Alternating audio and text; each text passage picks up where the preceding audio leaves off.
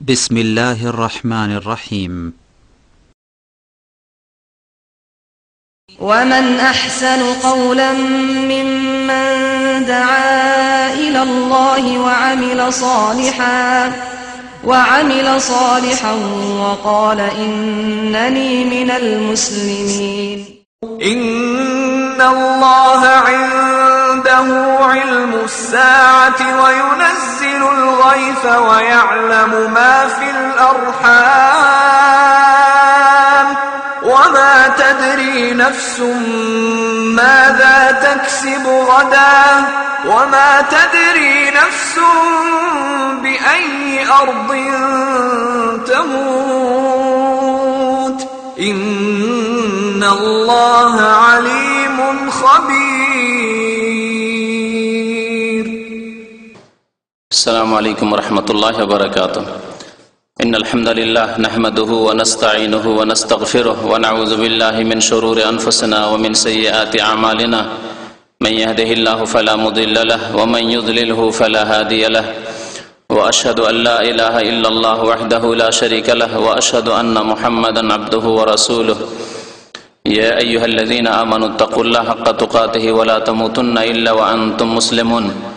يا أيها الناس اتقوا ربكم الذي خلقكم من نفس واحدة وخلق منها زوجها وبث منهما رجالا كثيرا ونساء واتقوا الله الذي تساءلون به والأرحام إن الله كان عليكم رقيبا. يا أيها الذين آمنوا اتقوا الله وقولوا قولا سديدا يصلح لكم أعمالكم ويغفر لكم ذنوبكم ومن يطع الله ورسوله فقد فاز فوزا عظيما. أما بعد فإن خير الحديث كتاب الله وخير الهدي هدي محمد صلى الله عليه وسلم وشر الأمور محدثاتها وكل محدثة بدعة وكل بدعة ضلالة وكل ضلالة في النار. أعوذ بالله من الشيطان الرجيم. بسم الله الرحمن الرحيم. إن الله عنده علم الساعة وينزل الغيث ويعلم ما في الأرحام وما تدري نفس ماذا تكسب غدا وما تدري نفس بأي أرض تموت إن الله عليم خبير. মহান আল্লাহর সমস্ত প্রশংসা যে আল্লাহ রাব্বুল আলামিন সবকিছুর খোঁজ খবর রাখেন, যে আল্লাহ রাব্বুল আলামিন মানুষকে অল্পই জ্ঞান দান করেছেন। দরুদ ও সালাম নাযিল হোক নবী মুহাম্মদ রাসূলুল্লাহ সাল্লাল্লাহু আলাইহি ওয়াসাল্লামের প্রতি, যার মাধ্যমে আল্লাহ পাক রব্বুল আলামিন আমাদেরকে বিভিন্ন গায়েব সম্পর্কে, বিভিন্ন অদৃশ্য সম্পর্কে সহি জ্ঞান দান করেছেন। কয়েক সপ্তাহ আগে আখিরাত সম্পর্কে, পরকাল সম্পর্কে আলোচনা করেছিলাম এবং সে সম্পর্কে বলেছিলাম যে আজকে শুধু আলোচনা পরকালের বিভিন্ন স্তর নিয়ে হলো সংক্ষেপে, ভূমিকা স্বরূপ। পরকালের প্রায় 15 বেশি স্তর নিয়ে আলোচনা করা হয়েছিল, আর ওয়াদা করেছিলাম যে এগুলি নিয়ে ইনশাআল্লাহ তাআলা আগামীতে বিস্তারিত আলোচনা হবে। আজকে তার একটি অংশ আপনাদের সামনে পেশ করব, আখিরাত বা পরকালের একটি স্তর সম্পর্কে, আর তা হচ্ছে কিয়ামত।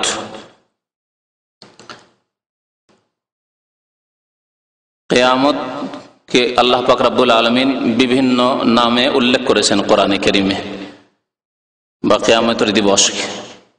এই কিয়ামতের দিবসকে ইয়াউমুল কিয়ামা বলেছেন, আইয়ানা ইয়াউমুল কিয়ামা। কিয়ামতের দিন বা কিয়ামতের দিবস বলে আল্লাহ পাক রব্বুল আলামিন আখ্যায়িত করেছেন। এই দিনকে বা এই সময়কে, এই কালকে আল্লাহ পাক রব্বুল আস-সাআ বলে আখ্যায়িত করেছেন। ইন্নাল্লাহা ইনদাহু ইলমুস সাআ।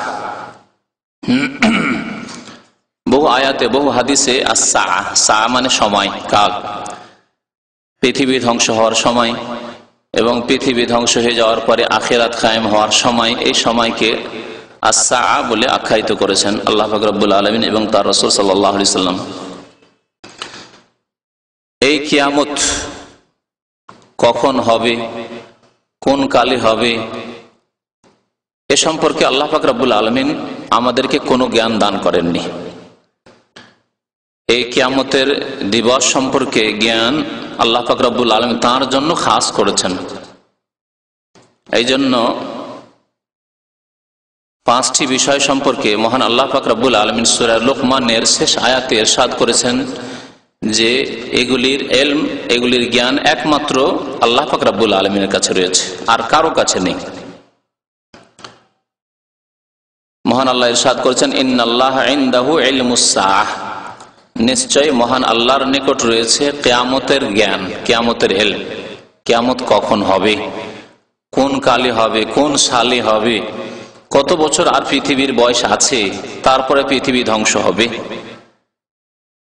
তবে এই ঈমান আমাদের রয়েছে যে একদিন কিয়ামত হবে, এতে কোনো সন্দেহ নেই।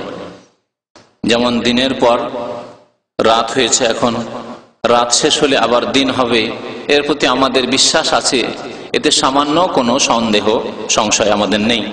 সেই রকমই আমাদের ঈমান রয়েছে যে কিয়ামত একদিন হবে।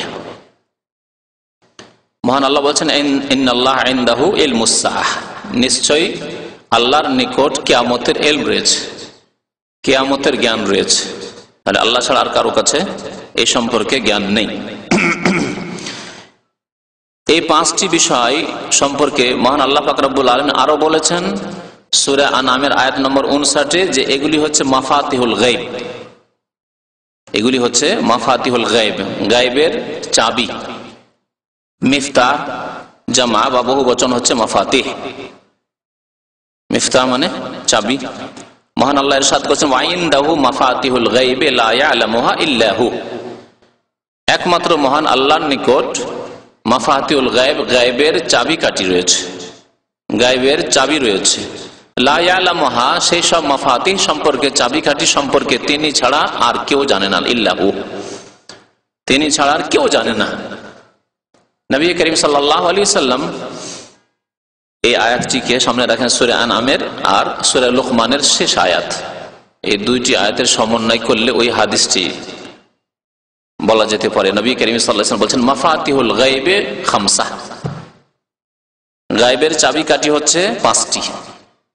সুম্মা কারা হাযিল আয়াত, তারপরে নবী করিম সাল্লাল্লাহু আলাইহি ওয়াসাল্লাম এই আয়াত পাঠ করলেন ইন্নাল্লাহা ইনদাহু ইলমুস সাআহ, নিশ্চয় মহান আল্লাহর নিকট কিয়ামতের ইলম রয়েছে।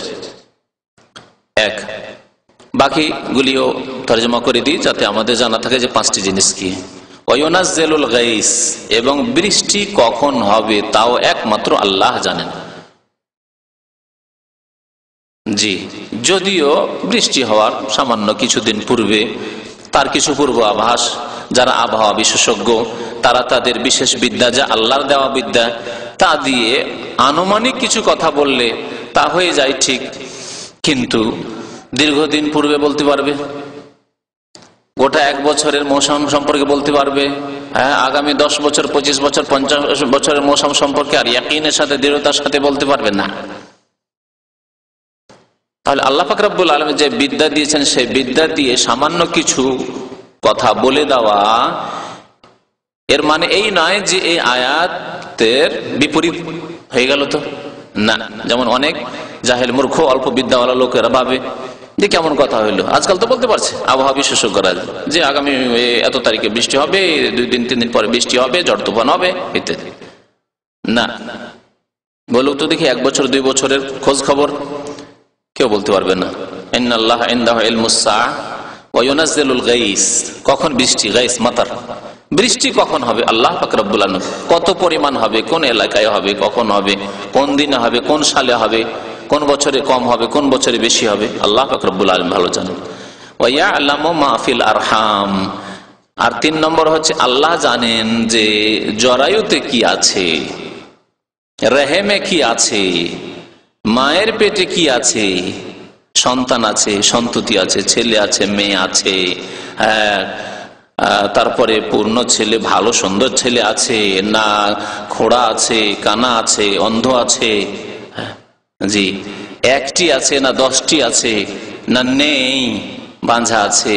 যদি কেউ বলে আজকাল তো আল্ট্রাসাউন্ড করে বলে দিচ্ছে, তো 5 মাস 6 মাসের বলে দিচ্ছে, এমনকি ছেলে না মেয়ে তাও বলে দিচ্ছে। এখন না বলছে যে বলুক তো একটা 5 বছর 4 বছরের মেয়ে সম্পর্কে বলুক তো দেখি যে এর জরায়ুতে 10টা ছেলে আছে, বলুক তো দেখি ঠিক করে, ঠিক করে কি অসম্ভব কথা। হ্যাঁ, কিন্তু আল্লাহ পাক রব্বুল লাউহে মাহফুজে সমস্ত ইলম মওজুদ রয়েছে। বরং এই ছেলে এই মেয়ে জন্মার আগেই আল্লাহ পাক রব্বুল আলামিনের ইলমে রয়েছে যে এ জন্ম নেবে এবং এর ওরসে বা এর পেটে, এই মেয়ের পেটে এতগুলি বাচ্চা জন্মাবে, ঠিক না? এমনকি আল্লাহ পাক রব্বুল আলামিন যদি এই ছেলে জন্ম ধরেন একজন জন্ম নিচ্ছে বা জন্ম একজন নেবে না, তার জন্ম হবে না বা জন্ম হবে মারা যাবে, সে যদি বেঁচে থাকতো, এই উদাহরণটা দিই খুব সহজে বোঝানোর জন্য, যে একটি ছেলে জন্ম নিল বা একটি মেয়ে জন্ম নিল, তারপরে মারা গেল, সাবালক হতে পারলো না। যদি ছেলে যদি সাবালক হতো, বড় হওয়ার পরে সেও সৎ হতো না অসৎ হতো, তার বাচ্চা হতো না, তাও আল্লাহ পাক রব্বুল আলামিন জানেন। ইন্নাল্লাহা বিকুল্লি শাইইন আলিম, সবকিছু সম্পর্কে তিনি সর্বজ্ঞ, সবকিছু জানেন আল্লাহ পাক রব্বুল আলামিন। ওয়া ইয়ালামু মা ফিল আরহাম, জরায়ু সম্পর্কে আল্লাহ পাক রব্বুল আলামিন জানেন যে কি আছে তাতে, কার ঘরে কি হবে, কি জন্মাবে। ওয়া মা তাদরি নাফসুন মাযা তাকসিবু গাদা, আর আগামী কালকে কি করবে কোন ব্যক্তি জানে না। আপনি কি করবেন, আমি কি করব, আমার কি হবে, আপনার কি হবে, উন্নতি হবে, অবনতি হবে, সুখ হবে, দুঃখ হবে, কোথায় থাকবেন, কোথায় খাবেন, কি খাবেন। মাযা তাকসিবু গাদা, চাকরি করবেন, ব্যবসা করবেন, জি। ওয়া মা তাদরি নাফসুন মাযা তাকসিবু গাদা, কেউ জানে না, কোন ব্যক্তি জানে না যে আগামী কালকে তার কি হবে, কি করবে, কেউ জানে না। অনেকেই খুব উন্নতি করেছেন, কোনদিনই এই কল্পনা করতে পারেনি যে আমি এত উন্নতি করতে পারবো, আরে আমি এত উন্নতি করতে পারবো, কল্পনা করতে পারেননি। অনেকের এমন অবনতি ঘটেছে, খুব সম্ভ্রান্ত পরিবারের ছেলে, এমন সর্বনাশ হয়েছে যে কল্পনা করতে পারেনি যে আমি এত হতভাগা হব।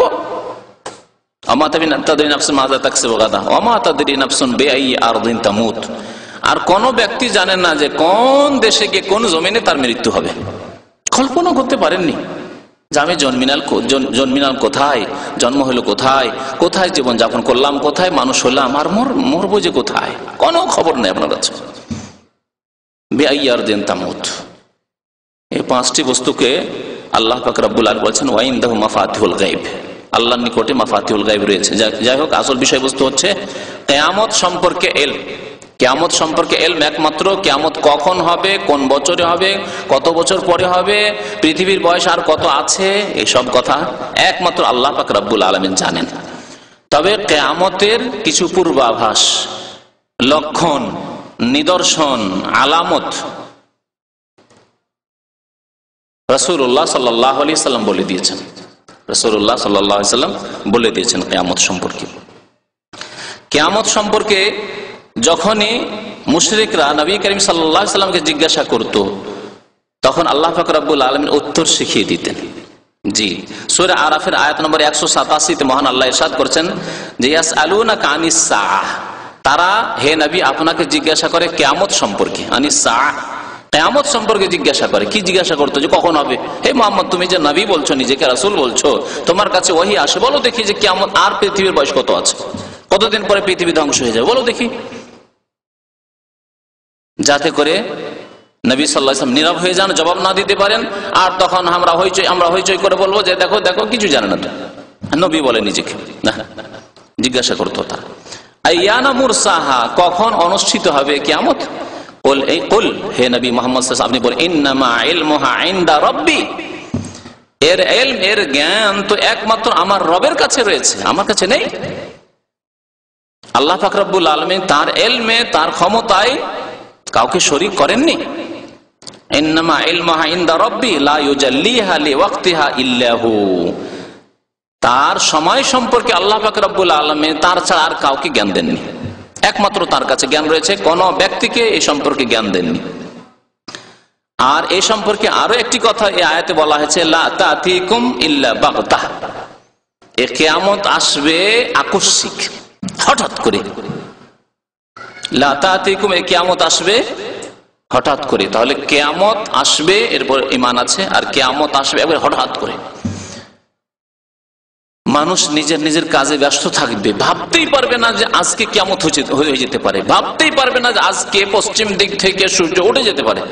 সকালবেলা যেমন ফজর পরে কাজকর্মে যারা ড্রাইভার গাড়ি নিয়ে বেরিয়ে গেছে, যারা চাষি চাষ করার জন্য বেরিয়ে গেছে, যারা ব্যবসায়ী হয়তো তাদের ব্যবসা বাণিজ্যে চলে গেছে, যারা সফরে যাবে, সফরে আজকে প্রোগ্রাম আছে সফরে যাওয়ার, বিদেশে যাওয়ার ইত্যাদি ইত্যাদি, তার জন্য বেরিয়ে গেছে। কেউ এয়ারপোর্টে গিয়ে বসে আছে, কেউ রেল স্টেশনে গিয়ে বসে আছে, কেউ বাস স্ট্যান্ডে গিয়ে বসে আছে। আল্লাহু আকবার, নিজের নিজের কাজে আগামীকালকে এই করব সেই করব, কত লোকের সাথে অ্যাপয়েন্টমেন্ট দিয়ে রেখেছেন, কত লোকের কাছে অ্যাপয়েন্টমেন্ট নিয়ে রেখেছেন। জি, এগুলি কি আকস্মিক না, হঠাৎ? সেই জন্যই তো এরকম। আর না হইলে তো জানা আছে কালকে তো পৃথিবী ধ্বংস হয়ে যাবে, আর এসব করে লাভ কি? আরে চুপচাপ যা কর আল্লাহ বিল্লাহ আজকে করো, যা করার আজকে তো শেষ, আর সময় নেই। না, লা তাতিকুম ইল্লা বাগতা, এই কিয়ামত আসবে হঠাৎ করে, চমকে উঠবে। বাগতা মানে মানুষের কাছে হঠাৎ যদি কোনো কিছু হয় তো কি হয়, চমকে উঠে না? পেছন দিক থেকে কাউকে যদি হঠাৎ করে ভয় দেখানোর ইচ্ছা করেন তাহলে চমকে উঠে, লাফ দিয়ে উঠে ভয়ে, হঠাৎ করে তার উপর এইরকম আওয়াজ করা হয়েছে।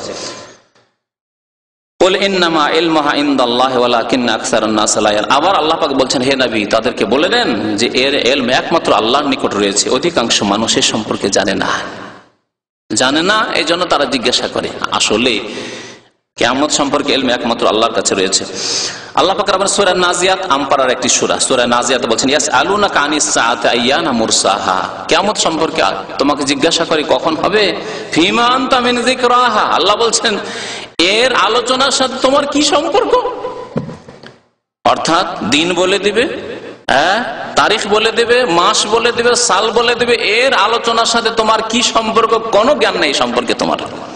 ফিমা আনতা মিন যিকরাহা, এর মানে এই নয় যে সম্পর্কে আলোচনা করবে না, অবশ্যই মানুষের উপদেশের জন্য আলোচনা।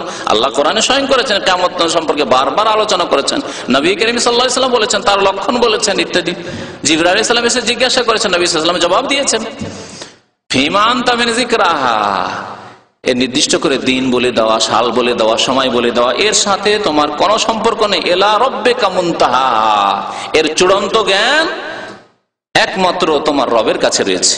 ইলা রাব্বিকা মুনতাহা ইন্নামা আনতা মুনজিরু মান ইয়াখশাহা, আপনার ডিউটি ওই নাই যে লোকজনকে বলবেন যে দেখো সাবধান হয়ে যাও, কিয়ামত কিন্তু 2008 সালে হয়ে যাবে, 2010 সালে হয়ে যাবে, 2020 সালে হয়ে যাবে, 40 বছর পরে হয়ে যাবে ইত্যাদি। না, আপনার ডিউটি হচ্ছে মুনজিরু মান ইয়াখশাহা, যে কিয়ামতকে ভয় করে, কিয়ামতের দিনে বিচার দিবসে জবাবদেহি সম্পর্কে চিন্তাশীল, তাকে আপনি সতর্ক করবেন, তারা সাবধান হবে, সতর্ক হবে তারা। আপনি মুনজির, সতর্ককারী, সাবধানকারী, তাদেরকে সাবধান করুন যে পাপ থেকে সাবধান হয়ে যাও, গুনাহ থেকে সাবধান হয়ে যাও, অন্যায় কাজ থেকে, জুলম অত্যাচার থেকে সাবধান হয়ে যাও, নামাজ ছাড়া থেকে সাবধান হয়ে যাও, শিরক বিদআত থেকে সাবধান হয়ে যাও। ইন্নামা আনতা মুনজিরু মান ইয়াখশাহা কাআন্নাহুম ইয়াওমা ইয়ারাউনাহা লাম ইয়ালবাসু ইল্লা আশিয়াতান আও দুহাহা, যেদিন হঠাৎ করে কিয়ামতকে দেখতে পাবে যে আজকে কিয়ামত হয়ে গেল, পশ্চিম দিক থেকে সূর্য উঠে গেল, আর সময় নেই, তখন মনে হবে পৃথিবীতে অথচ 80 বছর 90 বছর বয়স হতে 100 বছর বয়স পেয়েছে, মনে হবে লাম ইয়ালবাসু ইল্লা আশিয়াতান আও দুহাহা, সামান্য কিছুক্ষণ, হয় বিকাল, আশিয়া মানে বিকেলবেলা, সামান্য বিকালবেলা কিছুক্ষণ পৃথিবীতে কাটালাম, আও দুহা অথবা দোহা সকালবেলাকে বলা হয়, সকালবেলা কিছুক্ষণ সময় আমরা পৃথিবীতে কাটালাম। এমন অবস্থা হবে, ভয়াবহ অবস্থা, এমন হতভম্ব হবে যে মনে হবে আর অশান্তি যখন মানুষের হয়, যখন কষ্ট হয়, তখন অতীতের শত শত বছরের সুখ ভুলে যায়। আপনি 25-50 বছর যদি খুব সুখে কাটিয়ে থাকেন আর শেষ জীবনে যদি মারাত্মক রোগে আক্রান্ত হন আপনি, তাহলে জীবনের সমস্ত সুখ ভুলে যাবেন। কত যে ভালো ভালো খাবার খেয়েছেন, আর কত যে ভালো ভালো লেবাস পোশাক পরেছেন, আর কত যে আয়েশ আরাম করেছেন, আর কত যে আপনার ছেলে মেয়েদেরকে নিয়ে আনন্দ করেছেন, সব ভুলে যাবেন আপনি। লাম ইয়ালবাসু ইল্লা আশিয়াতান আও দুহাহা, এরকম মনে হয় যে বিকালবেলা কিছুক্ষণ সময় কেটেছে অথবা সকালবেলা কিছুক্ষণ সময় পৃথিবীতে কেটেছে। এই কিয়ামতের বেশ কিছু লক্ষণ আছে। এই কিয়ামত সম্পর্কে আরেকটি কথা বলি যে কিয়ামত যদি মুসলিমকে বলি যে ইমানদার, তার জন্য আল্লাহ এবং তার রাসূলের কথা যথেষ্ট যে কিয়ামত হবে, এবং এর প্রতি প্রত্যেক মুসলিম মুমিনের ঈমান রয়েছে। কিন্তু একজন মানুষ যে আল্লাহ বিশ্বাসী নয়, পরকালে বিশ্বাসী নয়, কিয়ামতে বিশ্বাসী নয়, হিসাব নিকাশে বিশ্বাসী নয়, হয় সে কাফের অমুসলিম, আল্লাহ পরকালে বিশ্বাস করে না, অথবা নাস্তিক মুরতাদ। জি, আর বহু মানুষ আজকাল মুসলিম সমাজে হয়েছে নামেতে মুসলমান, হয়তো বলতে পারে যে হ্যাঁ আমাদের কিয়ামতে বিশ্বাস আছে, কিন্তু বিশ্বাস থাকলে তার জন্য যে কর্ম হওয়া উচিত এরকম কোনো কর্মও নেই। এদের সম্পর্কে কি বলা যেতে পারে? যাদের কোনো কর্ম তৎপরতা নেই, মেহনত পরিশ্রম নেই। আমরা জানি যে আমরা বড় হয়েছি, আমাদের যারা বিয়ে শাদী করেননি এখন তো দায়ী দায়িত্ব চাপে নেই, তারপরে টাকা পয়সা ইনকাম করছেন। কি জন্য? কারণ আপনার ইমান, বিশ্বাস, এই বিশ্বাস আছে যে আমাকে বিয়ে শাদী করতেই হবে, আর বেঁচে থাকলে আমাকে স্ত্রীকে খাওয়াইতেই হবে, ছেলে মেয়েদের লালন পালন করতেই হবে, খরচ খরচা করতেই হবে, তাদের বাড়ি ঘর তৈরি করতেই হবে, এসব করতে হবে, তার জন্য মেহনত করছে। অথচ আপনার বেঁচে থাকার কোন নিশ্চয়তা নেই, বেঁচে থাকার কোন নিশ্চয়তা নেই। আর কিয়ামতের নিশ্চয়তা আছে, জবাবদেহি নিশ্চয়তা আছে, হিসাব দিতে হবে, জবাব দিতে হবে, হাজির হইতে হবে আল্লাহ রাব্বুল আলামিনের দরবারে। তারপরেও নেই নামাজ, নামাজই নেই, আসল বিষয় নেই। আসলে জুমা পড়া, ঈদ পড়া মুসলমান নেই, পাপ থেকে বেঁচে থাকা নেই, আখিরাত বলে ভয় নেই, আখিরাত বলে জবাবদেহি বলে চিন্তা। তাহলে এদের সম্পর্কে কি বলা যেতে পারে? আল্লাহ পাক রব্বুল আলামিন কাফির যারা, অস্বীকারী যারা, যারা সন্দেহ সংশয় রয়েছে, যারা একেবারে অচেতন রয়েছে আখিরাত সম্পর্কে, তাদের সামনে কিছু যুক্তি পেশ করেছেন আল্লাহ পাক রব্বুল আলামিন। যুক্তি দিয়ে তাদেরকে কিয়ামত বুঝিয়েছেন। তিনটি যুক্তি আল্লাহ পাক রব্বুল সূরা ইয়াসিনে বর্ণনা করেছেন। খুব সহজ ভাবে আপনাদের মনে রাখার জন্য সূরা ইয়াসিনের শেষ আয়াতগুলি, শেষ দিকে যে আয়াতগুলি রয়েছে 78 নম্বর আয়াত থেকে শুরু করে সূরার শেষ পর্যন্ত, এই আয়াতগুলি তাফসীর পড়লে আল্লাহ পাক রব্বুল আলামিন সেখানে তিনটি যুক্তির কথা বলেছেন কিয়ামত হওয়া সম্পর্কে। কিয়ামত হওয়া মানে কিয়ামতের দিনে আবার মানুষ ধ্বংস হয়ে যাওয়ার পরে পুনরুত্থান, মরে গিয়ে, সরে গিয়ে, পচে গিয়ে, হাড় হাড্ডি, এমনকি অনেকের হাড় হাড্ডি কিছুই নেই, তারপর আবার পুনরায় আল্লাহ পাক রব্বুল জীবন দান করবেন, হায়াত দান করবেন। এসব সম্পর্কে আল্লাহ পাক রব্বুল আকলি দলিল অর্থাৎ যুক্তি পেশ করেছেন। শরীয়তে ইসলামে দলিল দুই রকমের রয়েছে, এক হচ্ছে নাকলি দলিল অর্থাৎ কোরআনে কারীমের কথা, আর রাসূলুল্লাহ সাল্লাল্লাহু আলাইহি সাল্লামের কথা। আল্লাহ পাক যদি কোরআনে কারীমে বলে থাকেন, প্রত্যেক মুসলিম বিশ্বাস করে। জি, মুমিন, বিশ্বাসী, ইমানদার মুসলিম বিশ্বাস করে। রাসূলুল্লাহ সাল্লাল্লাহু আলাইহি ওয়াসাল্লাম যদি বলে থাকেন, হাদিস যদি সহিহ হয়, প্রত্যেক মুসলিম বিশ্বাস করে, যদি মুমিন হয়, ইমানদার হয়, বিশ্বাসী হয়। তাহলে এগুলি হচ্ছে কোরআন এবং হাদিসের দলিল।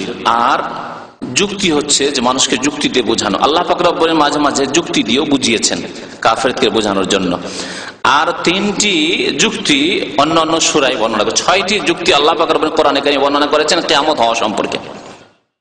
এই যুক্তিগুলি সম্পর্কে সংক্ষেপে বলি, যদিও কথা খুব বেশি বলার প্রয়োজন, কিন্তু যত সংক্ষেপে আমি পারি আপনাদের সামনে পেশ করছি। প্রথম যুক্তি আল্লাহ পাক রব্বুল আলামিন উল্লেখ করেছেন যে আমি তোমাদেরকে প্রথমবার সৃষ্টি করেছি। প্রথমবার কে সৃষ্টি করেছেন? আল্লাহ পাক রব্বুল সৃষ্টি করেছেন। আকাশ জমিন সৃষ্টি করেছেন, মানুষকে সৃষ্টি করেছেন, জীব জন্তু পাখি সারা পৃথিবী সবকিছু আল্লাহ পাক রব্বুল আলামিন সৃষ্টি করেছেন। তিনি খালেক। যে আল্লাহ প্রথমবার সৃষ্টি করেছেন তিনি দ্বিতীয়বার সৃষ্টি করতে পারবেন না? পারবেন না। প্রথমবার সৃষ্টি করা বেশি মুশকিল না দ্বিতীয়বার সৃষ্টি করা বেশি মুশকিল? প্রথম যে কোনো জিনিস, যান্ত্রিক সভ্যতার যুগে আছেন, প্রথম যেখানে মোবাইল তৈরি হয়েছে, টিভি তৈরি হয়েছে, রেডিও তৈরি হয়েছে, যে কোনো জিনিস তৈরি হয়েছে, যন্ত্র তৈরি হয়েছে, প্রথম তৈরি যে করেছে তার ব্রেনের প্রশংসা। আর যারা নকল করে করে দেখে দেখে তৈরি করেছে তাদের এমন কোন প্রশংসা, ঠিক না? আল্লাহ পাক রব্বুল আলামিন এই যুক্তি পেশ করেছেন। মহান আল্লাহ ইরশাদ করেছেন, ওয়া দারাবা লানা মাসালান ওয়া নাসিয়া খালকাহ। আমার সম্পর্কে তারা উপমা পেশ করে, বিভিন্ন রকমের কথাবার্তা বলে আল্লাহ সম্পর্কে। ওয়া নাসিয়া খালকাহ, নিজের সৃষ্টিকে ভুলে গেছে যে আল্লাহ কেমন করে তাকে সৃষ্টি করেছে। বীর্য থেকে সৃষ্টি হয়েছে, তারপরে কত দুর্বল অসহায় ছিল, ধীরে ধীরে শক্তিশালী হল, আর ভুলে গেল, সব ভুলে গেল। ওয়া নাসিয়া খালকাহ, আর বলে উঠে কালা মাইয়ুহিল ইযামা ওয়া হিয়া রামীম, তুমি তো কিছুই ছিলে না। হাল আতা আলাল ইনসান হিনুম মিনাদ দাহর লাম ইয়াকুন শাইয়্যান মাযকুরা, তুমি বলো যে তুমি তোমার বয়স 40 বছর 41 বছর আগে কোথায় ছিলে, কি ছিলে? তুমি না ছিলে, তোমাকে আল্লাহ পাকে হ্যাঁ নিয়ে আসলেন। লাম ইয়াকুন শাইআন মাযকুরা, কিছুই ছিলে না তুমি। তো আল্লাহ পাক বলছেন ওয়ানাসিয়া খালকা ক্বালা মান ইউহিল ইযাম, আর ভুলে গিয়ে নিজের সৃষ্টির এই সব রহস্যকে ভুলে গিয়ে, সৃষ্টির অবস্থাকে ভুলে গিয়ে সে বলতে লাগে কি মান ইউহিল ইযামা ওয়া হিয়া রামীম, হাড় হাড্ডিগুলি পচে সড়ে সব শেষ হয়ে গেছে, তারপরে আবার কে আবার এই হাড় হাড্ডিতে জীবন দান করবে? কে জীবন দান করবে?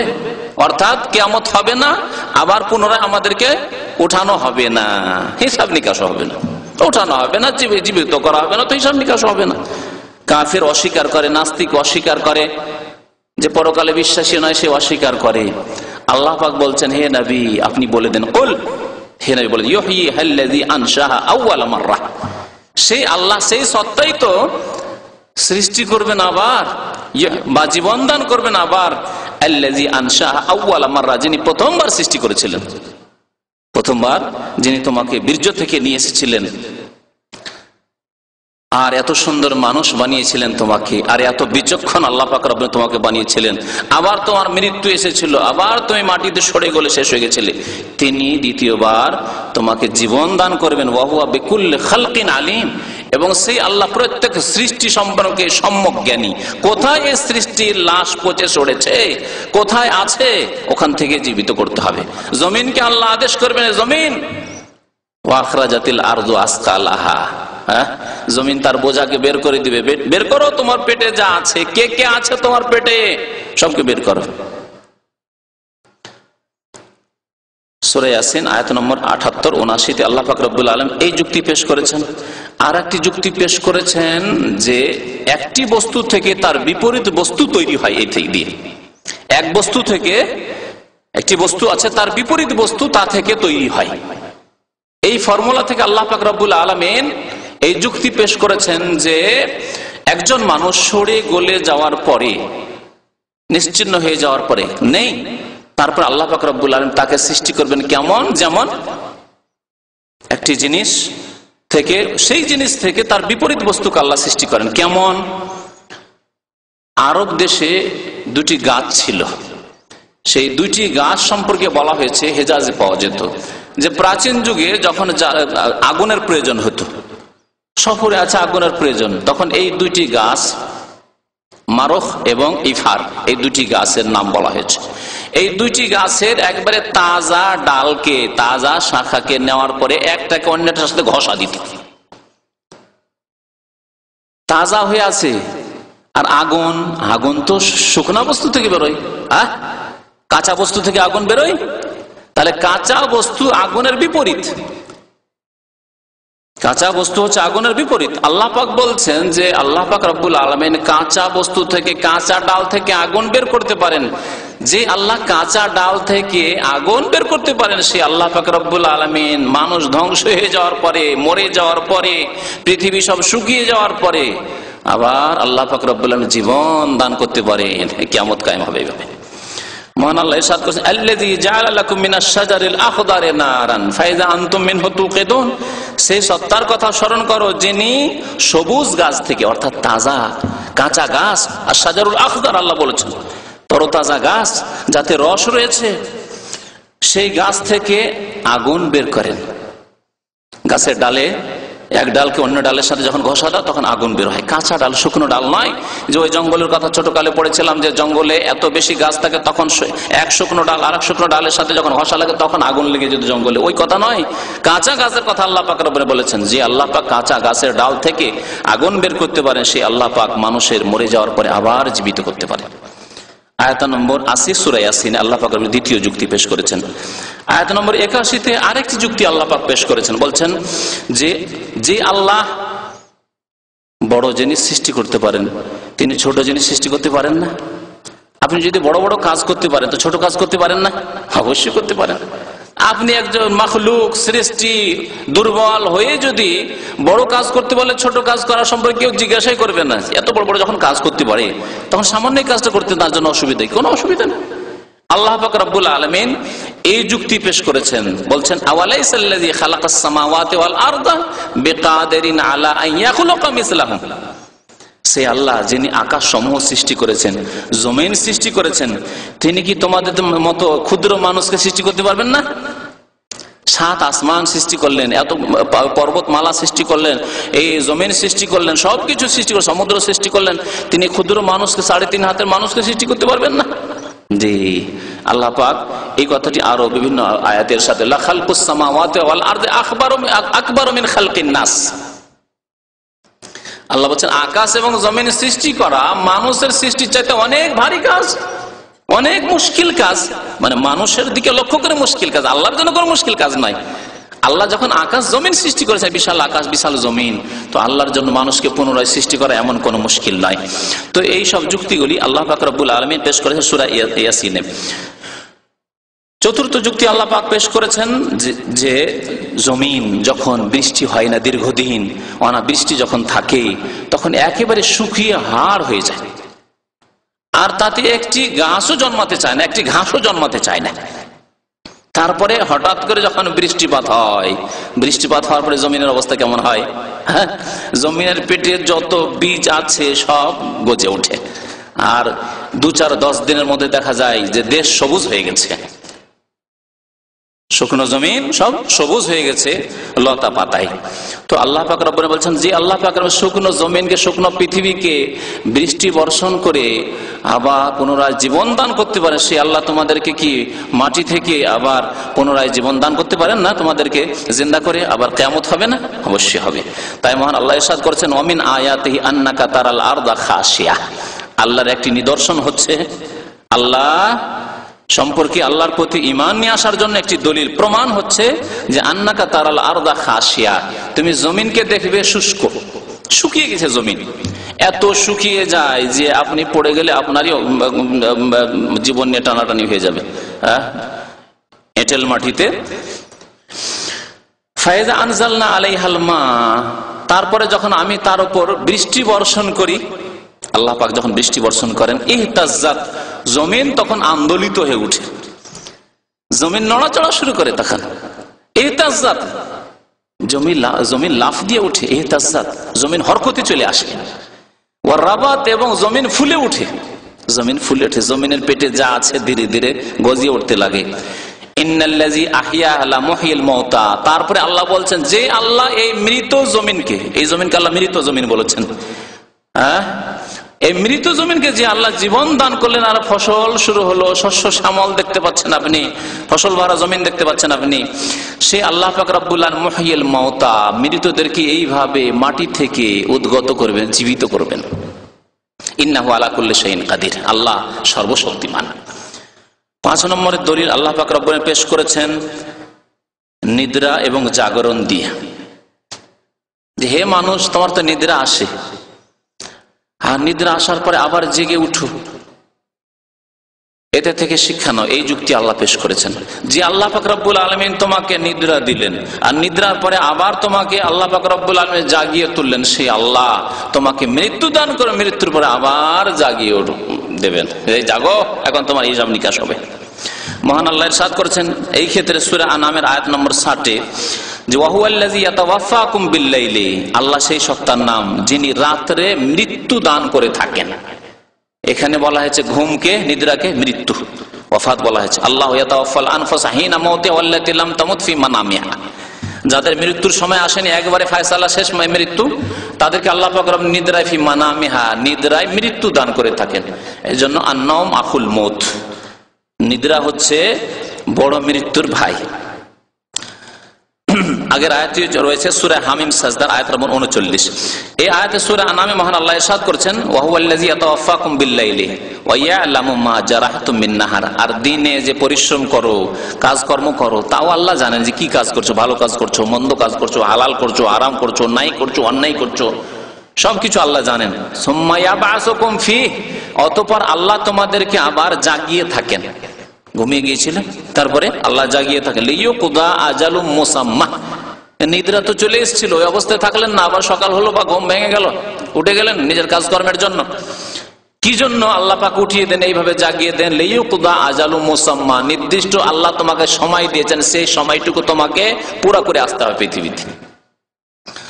সুম্মা ইলাইহি মারজিউকুম, অতঃপর আবার আল্লাহর কাছে তোমাদেরকে ফিরে আসতে হবে, আল্লাহর কাছে ফিরে আসতে হবে। এখানে উদ্দেশ্য হচ্ছে যে যেমন নিদ্রার পরে আবার জেগে উঠলে ওই রকমই মৃত্যুর পরে আল্লাহ পাক আবার জাগিয়ে তুলবেন আর কিয়ামত হবে। এই যুক্তি আল্লাহ পাক রব্বুল পেশ করেছেন। সুম্মা ইউনাব্বিউকুম বিমা কুনতুম তা'মালুন, পৃথিবীতে যে আমল করেছো সে সম্পর্কে আল্লাহ তখন তোমাদেরকে জানাবেন যে এইগুলি করেছো, এই কাজ করেছো, এই কর্ম করেছো, এই ভালো করেছো, এই মন্দ করেছো, কি জন্য করেছো, জবাব দিতে হবে সেই দিন।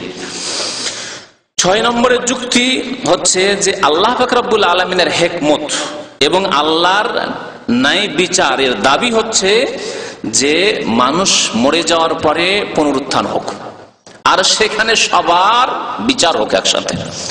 যেই ব্যক্তি সৎকর্ম করেছে, ভালো কাজ করেছে, সে উত্তম প্রতিদান পাওয়ার হকদার, তার অধিকার রাখে। আর যে অসৎ কাজ করেছে, আল্লাহকে অস্বীকার করেছে, অন্যায় কাজ করেছে, জুলম অত্যাচার করেছে, বেনামাজি হয়ে জীবনযাপন করেছে, আল্লাহর সাথে সম্পর্কহীন ভাবে জীবনযাপন করেছে, তাদের উচিত শাস্তি হওয়া উচিত। এক মানুষ অন্য মানুষের জুলম অত্যাচার করেছে, শোষণ করেছে, খুন করেছে, ব্যভিচার করেছে, ইত্যাদি ইত্যাদি, তাদের বিচার হওয়া উচিত। আর এই বিচারের জন্য আল্লাহ পাক রব্বুল আলামিন কিয়ামতের মাঠ তৈরি করেছেন, হাসরের দিবস তৈরি করেছেন, সেই দিনে সবার বিচার হবে। তাই আল্লাহ পাক সূরা মুমিনুনের আয়াত নম্বর 115 তে ইরশাদ করেছেন, আফা হাসিবতুম আন্নামা খালাকনাকুম আবাসা, তোমরা কি চিন্তা করেছো যে আল্লাহ তোমাদেরকে অনর্থক সৃষ্টি করেছেন? আফা হাসিবতুম, তোমরা কি এই মনে করেছিলে? আল্লাহ কাল কিয়ামতে বলবেন বান্দাকে, মানুষকে, যারা অস্বীকার করেছিল আখিরাতকে, কিয়ামতকে অস্বীকার করেছিল, বিচার হিসাব নিকাশকে, জবাবদেহিকে অস্বীকার করেছিল, যা করার করো, এই তো কদিনের দুনিয়া, এইরকম যাদের মনোভাব ছিল। আফা হাসিবতুম, তোমরা কি এইরকমই চিন্তা করেছিলে, ধারণা করেছিলে, আন্নামা খালাকনাকুম আবাসা, তোমাদেরকে আমি উদ্দেশ্যবিহীন এমনি সৃষ্টি করে দিয়েছি, বাস খাওয়া দাওয়া চলে এসো, মরে শেষ, আর কিছু হবে না। ওয়ান্নাকুম ইলাইনা লা তুরজাউন, আর তোমাদেরকে আমার কাছে ফিরিয়ে নিয়ে আসা হবে না, তোমরা আমার কাছে প্রত্যাবর্তিত হবে না, ছেড়ে দেওয়া হবে, খেয়ে দিয়ে মরে যাবে, বাস। জুলম অত্যাচার করে মরে গেলে, কেউ মজলুম হয়ে বেচারা সারা জীবন জুলম সহে সহে মরে গেল, বরদাস্ত করে এইভাবেই মরে গেল, সে নিজের ন্যায্য হক পেল না। এক ব্যক্তি খুন হলো, খুন হয়ে মরে গেল, কোনো কিছুই তার পেল না। এক ব্যক্তি খুন করে শত শত খুন করল, আর খুন করে মরে গেল, জুলম অত্যাচার করে, তার কোনোই বিচার হলো না। এক ব্যক্তি বেঈমানি করে মরে গেল, তার কোনোই বিচার হলো না। এক ব্যক্তি আল্লাহ পাকের ইবাদত বন্দেগী করে মরল, সে তার উত্তম প্রতিদান পাবে না।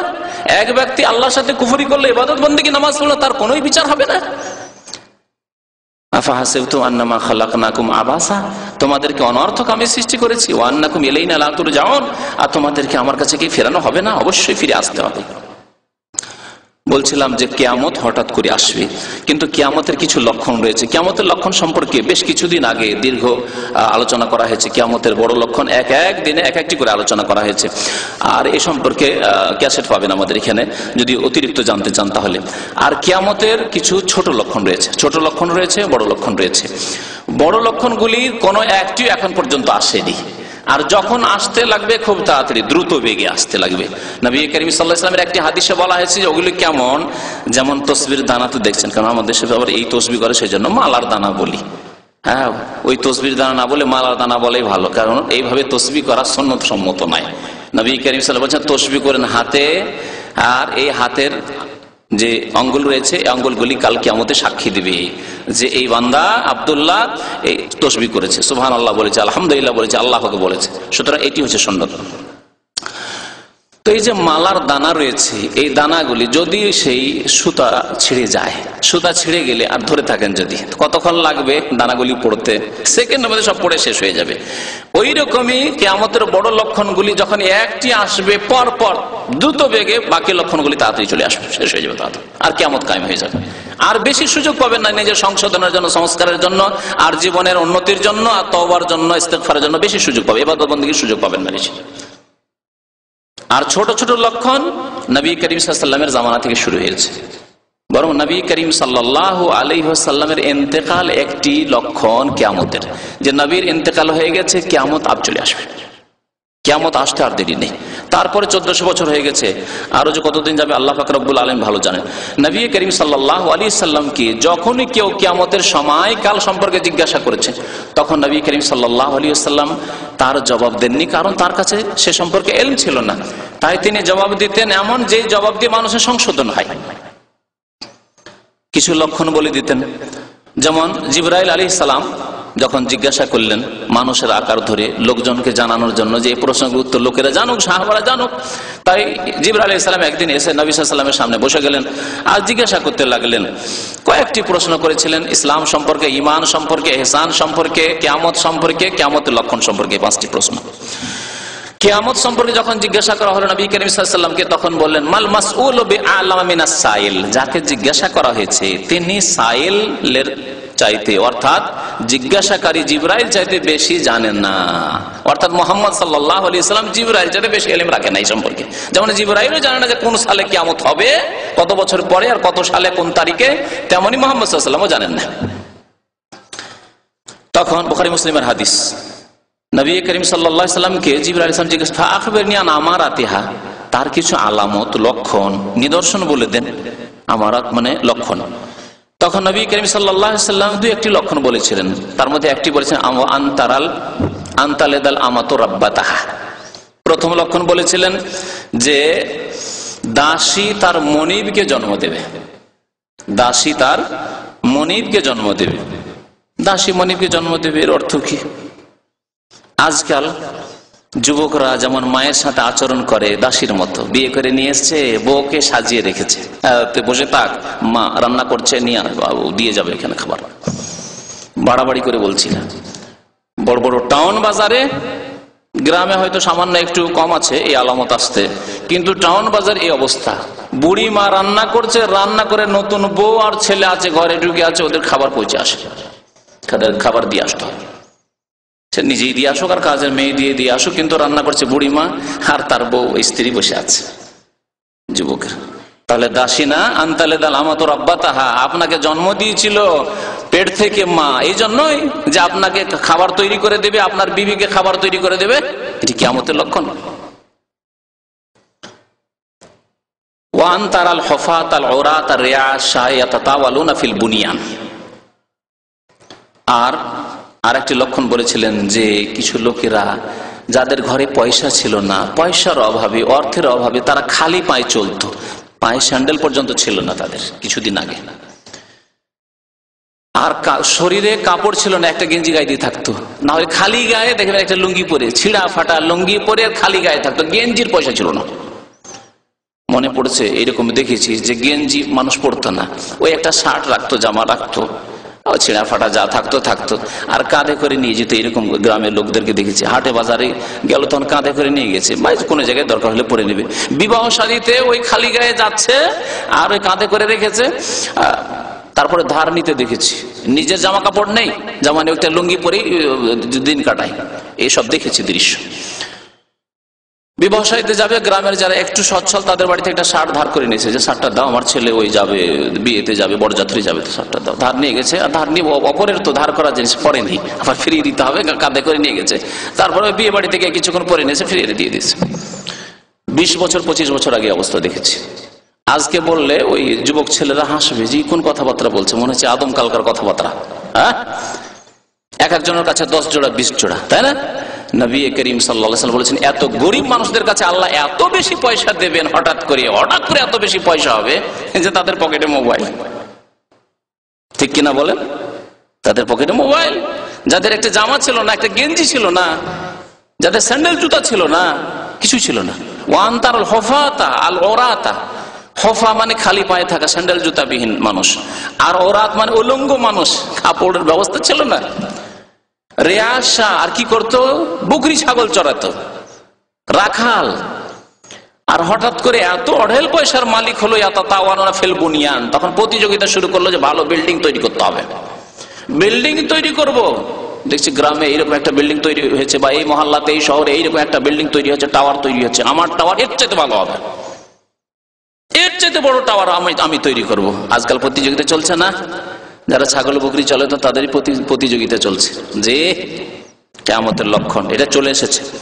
কিয়ামতের লক্ষণগুলি সম্পর্কে আরো একটি কথা বলে দিই, যে যেগুলি ছোট লক্ষণ, সেই ছোট লক্ষণগুলি সম্পর্কে ওলামারা বলেছেন যে কিছু লক্ষণ আছে যেগুলি এসেছে আর শেষ হয়ে গেছে, আর আসবে না, শেষ হয়ে গেছে ওইগুলি। আর কিয়ামতের ছোট লক্ষণ কিছু আছে যেগুলি বর্তমান বিদ্যমান, এখন দেখতে পাচ্ছেন চোখের সামনে, কোরআন হাদিস পড়েন আর বাস্তবে দেখেন, ওই সব কিয়ামতের লক্ষণ আছে। আর কিয়ামতের কিছু ছোট লক্ষণ আছে যেগুলি এখনো দেখতে পাননি, হবে, আসবে, আর এই যেটুকু সময় আছে কিয়ামত আসার পূর্বে তাতে। আর বড় লক্ষণ সম্পর্কে বললাম যে যেগুলি এখনো আসেনি। তো কিয়ামতের ছোট লক্ষণগুলি সম্পর্কে কয়েকটি লক্ষণের কথা বলি আপনাদেরকে। এই হাদিস হয়ে গেল, জিবরাইল আলাইহিস সালামের হাদিস হয়ে গেল। নবী করিম সাল্লাল্লাহু আলাইহি সাল্লামকে আরেক ব্যক্তি জিজ্ঞাসা করলেন যে মাতা সাতু ইয়া রাসূলুল্লাহ, কিয়ামত কখন হবে, কিয়ামত কখন হবে? একজন বেদুইন যাযাবর এসে জিজ্ঞাসা করলো, মাতা সাতু ইয়া রাসূলুল্লাহ। নবী করিম সাল্লাল্লাহু আলাইহি ওয়াসাল্লাম, ওয়াই হাকা ইন্না সাতা আতিয়া, তোমার উপর আফসোস, কিয়ামত অবশ্যই হবে, তবে কিয়ামত সম্পর্কে, কিয়ামতের সময় সম্পর্কে জেনে কি হবে, মা আথামা আদাতালাহা, এমন কি প্রস্তুতি নিয়েছো, কিছু তৈরি করেছো? কিয়ামতে যে যাবে, পাড়ি দেবে, হাসরের মাঠে যাবে বিচার দিবসে, কি তৈরি করেছো? সেখানকার সম্বল, সেখানকার পাথেই কি তোমার কাছে? মা আদাতালাহা। সেই ব্যক্তি বললেন যে মা আদাতুল্লাহা মিন কাবীর সালাতিন ওয়ালা সিয়ামিন ইল্লা আন্নী উহিব্বুল্লাহ ওয়া রাসূলাহ।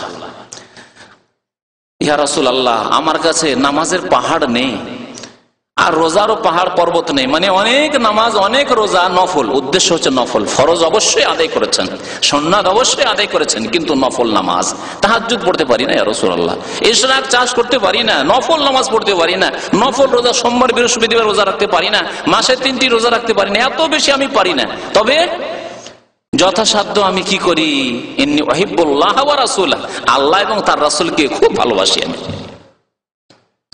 ওই সাহাবী বেদুইন, কিন্তু অন্তর পরিষ্কার, ইসলাম যেমনই ঢুকেছে, খালেস ইসলাম ঢুকেছে, ভেজাল নেই তাতে। বলছেন ইন্নী উহিব্বুল্লাহ ওয়া রাসূলাহ। নবী করিম সাল্লাল্লাহু আলাইহি ওয়াসাল্লাম, আনতা মা মান আহবাবতা, তুমি তার সাথেই থাকবে কাল কিয়ামতে যাকে তুমি ভালোবাসো, তুমি নবীকে ভালোবাসো, নবীর সাথেই তুমি কাল কিয়ামতে উঠবে। এই ফজিলতের, সুতরাং আল্লাহ এবং রাসূলকে ভালোবাসতে হবে এবং ভালোবাসার প্রমাণ দিতে হবে অন্তর থেকে, কথার দ্বারা, কাজের দ্বারা।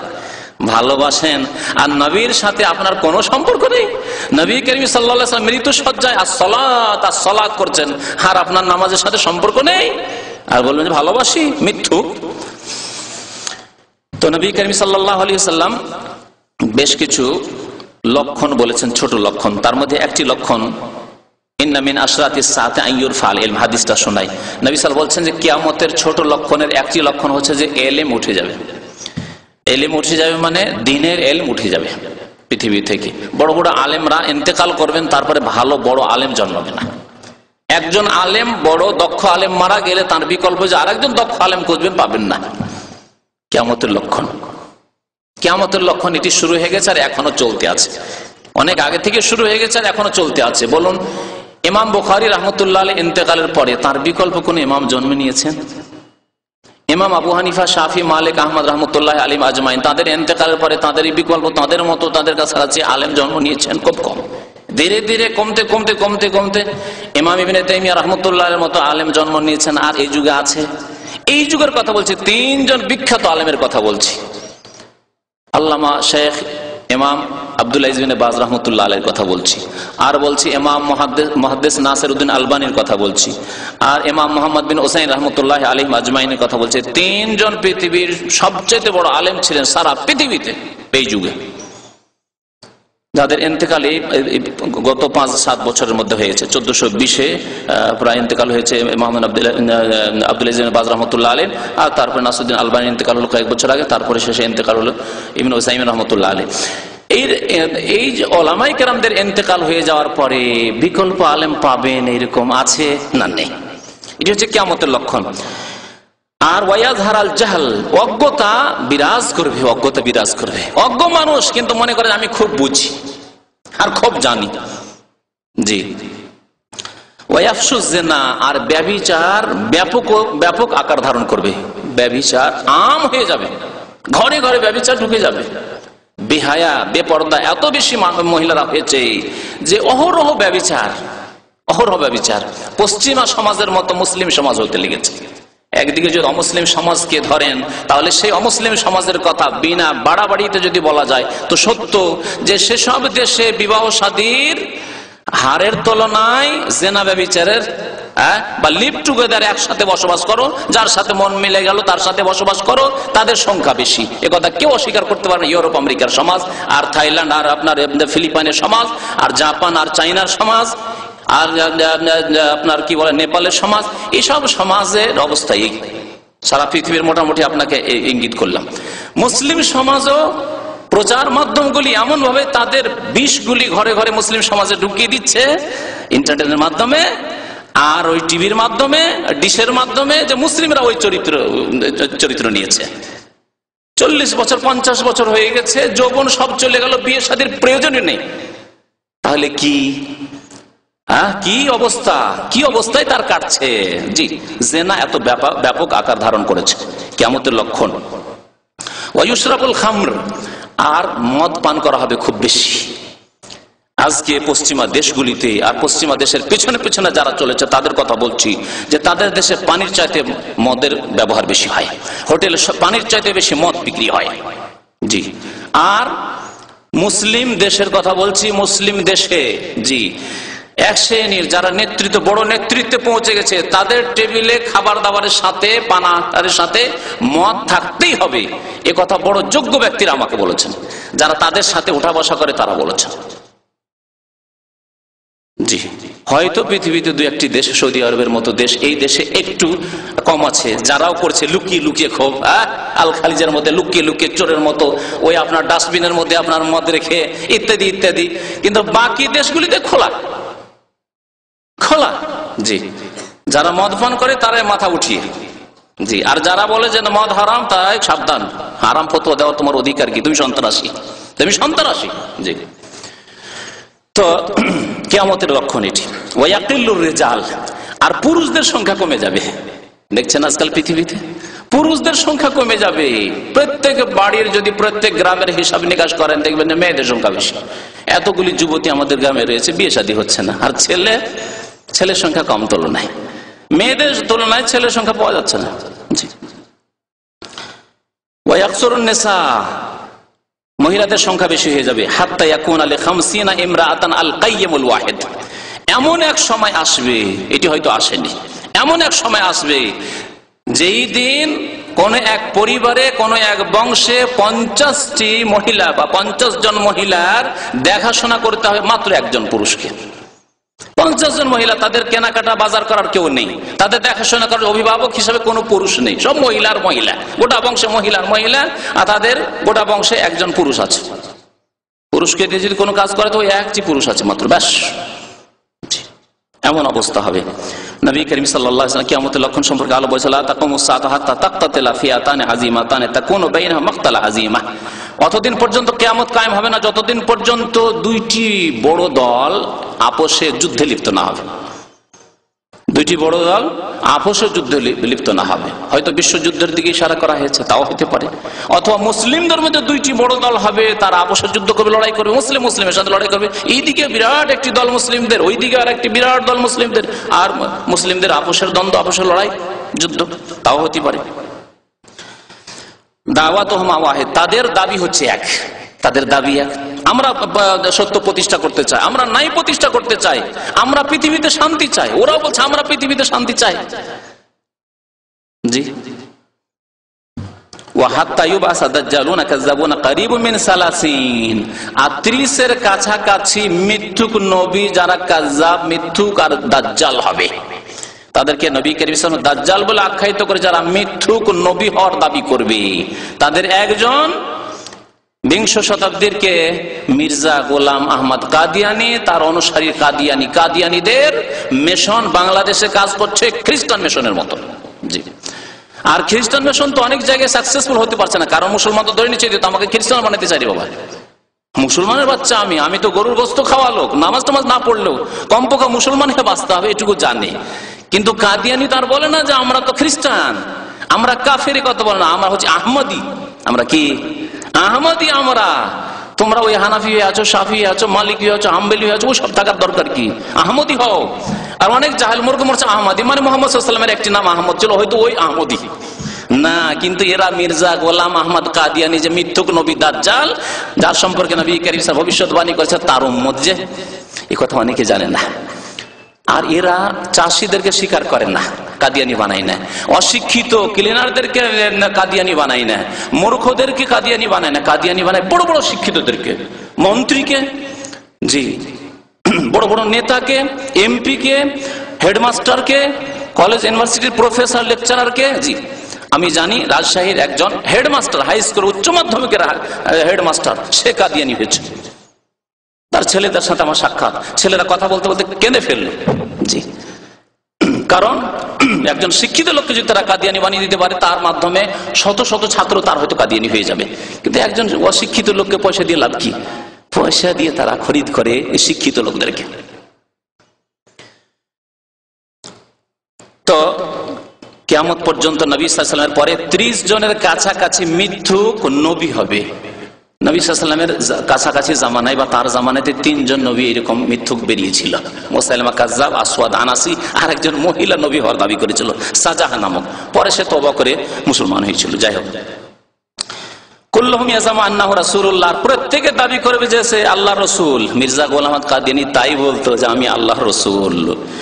ওয়া হাত্তা ইউকবাযাল ইলমু ওয়া তাকসুরু যালাজিল, আর ভূমিকম্প খুব বেশি হবে, ভূমিকম্প খুব বেশি হবে। ওয়া ইয়াতাকারাবু যামানু, সময় দ্রুত বেগে চলে যাবে।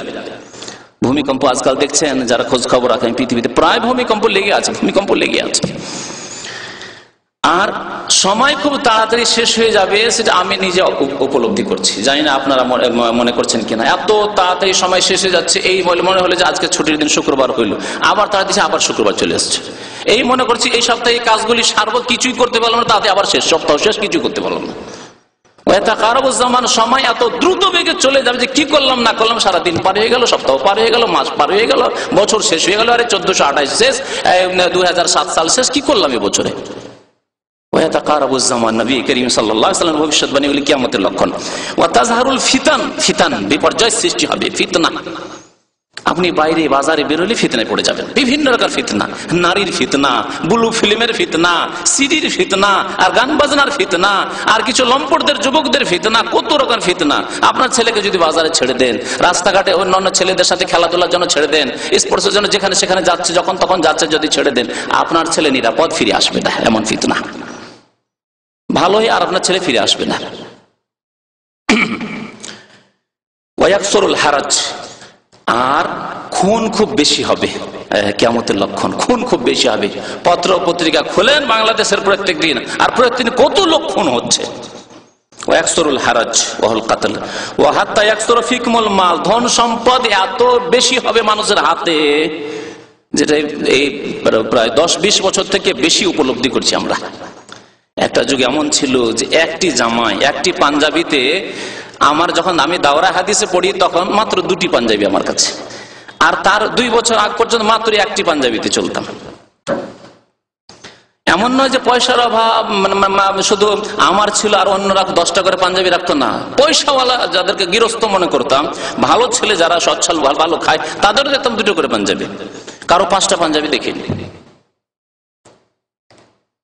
জি, আর ঘরে টেলিফোন থাকা, আর মোবাইল থাকা, এগুলো তো দেখতে পাচ্ছে না। ঘরে ঘরে যে সব জিনিস রয়েছে, আর যে দিনে প্রতিদিন কত টাকা একজন মানুষের খরচ হচ্ছে, যা কিছু ছিল না। একটা চিঠি পাঠিয়ে দিলেন, সপ্তাহ 2 সপ্তাহ, মাস 2 মাস চলে গেল, ব্যাস আপনার স্ত্রী চিঠি পেয়ে গেল, আপনি একটা চিঠি পেয়ে গেল, হয়ে গেল।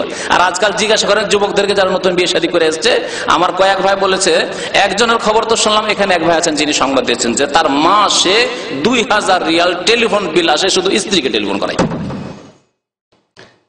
আর কয়েকজনের কথা, প্রায় 10 জনের মতো লোক হবে যাদেরকে জানি যে মাসে তাদের 500 রিয়াল করে বিল হয় শুধু স্ত্রীকে টেলিফোন করাটা।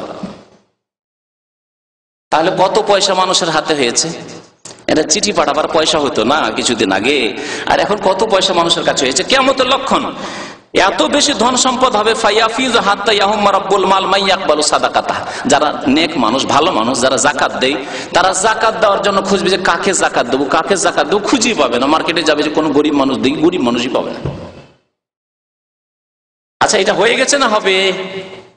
হ্যাঁ, কেউ বলেছেন হয়েছে, কেউ বলছেন হবে। হয়েছে, একটা যুগ ছিল বাদশাহ খলিফা উমর বিন আব্দুল আজিজ রাহমাতুল্লাহ আলাইহির যুগে এত অঢেল ধন সম্পদ হয়েছিল মুসলিমদের কাছে বানু উমাইয়া আমলে, যে তখন লোকেরা খুঁজতো যে গরিব মানুষ পেলে জাকাত দেবো, কেউ জাকাত নিতে চাইতো না। জাকাত নেওয়া বলছে না না না, আমাকে জাকাত দিবে, আমার কাছে ধন সম্পদ অঢেল ধন সম্পদ, তোমার জাকাত কেন নেব? হয়েছে এটা।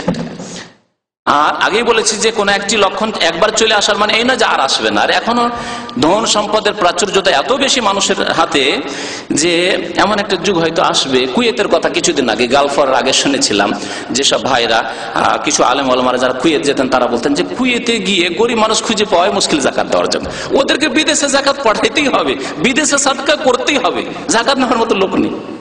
আল্লাহু আকবার। এই 10-15 বছর আগের কথা বলছি।